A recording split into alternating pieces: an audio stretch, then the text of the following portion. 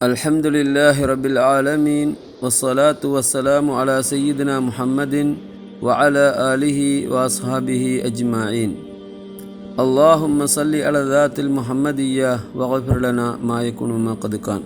தமக்ஷரி இமாம், அதாவது இமாம் தமக்ஷரி அவர்கள் உலக பிரபலியமான ஒரு இமாம். எவ்வளோ கிதாபுகள் எழுதியிருக்கிறார்கள். தப்சீருல் கஷாஃப் என்று சொல்லக்கூடிய தப்சீரும் அவர்களுடையது தான். இப்படியான தமக்ஷரி இமாம் அவர்களுடைய கால் துண்டிக்கப்பட்டிருந்தது, வெட்டப்பட்டிருந்தது.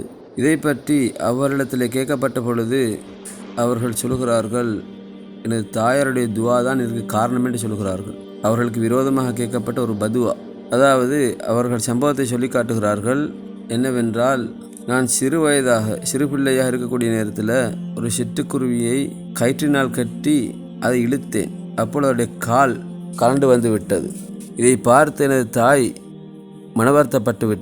மனவருத்தப்பட்டு அவர் சொன்னார், அவருடைய வாயிலிருந்து வார்த்தை வந்து விட்டது, கத்தா அல்லாஹு ரிஜிலக கமா கத்தாத்த ரிஜிலஹு, அந்த சிட்டுக்குருவியுடைய காலை நீ துண்டித்தது போல உனது காலை அல்லாஹ் துண்டிக்கட்டும் என்று எனது தாய் சொல்லிவிட்டார். பிற்காலத்தில் நான் வளர்ந்து புகாரா தேசத்துக்கு அறிவு படிப்பதற்காக வேண்டி, கல்வி படிப்பதற்காக வேண்டி நான் வாகனத்தில், அதாவது ஒட்டகையில் அல்லது குதிரையில் இப்படியாக போனேன். போகின்ற பொழுது அதிலே இருந்து தவறி விழுந்து விட்டேன்.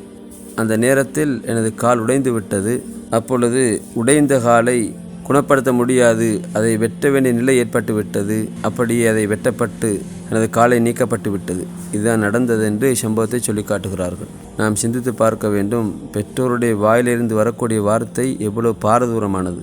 எனவே பிள்ளைகள் எல்லா சந்தர்ப்பங்களிலும் பெற்றோருடைய வாயிலே இருந்து நல்ல வார்த்தைகளும் நல்ல துவாக்களும் வரக்கூடிய விதமாக நடந்து கொள்ள வேண்டும்.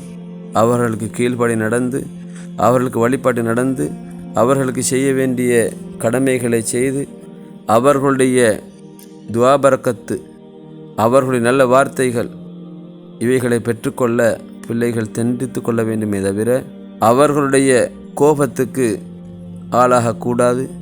அவர்கள் கோபித்து அவர்களுடைய வாயிலிருந்து கெட்ட வார்த்தைகள் வரும் விதமாக பிள்ளைகள் நடந்துவிடக்கூடாது என்பதை இந்த சம்பவத்தை வைத்து நாம் புரிந்து கொள்ள வேண்டும்.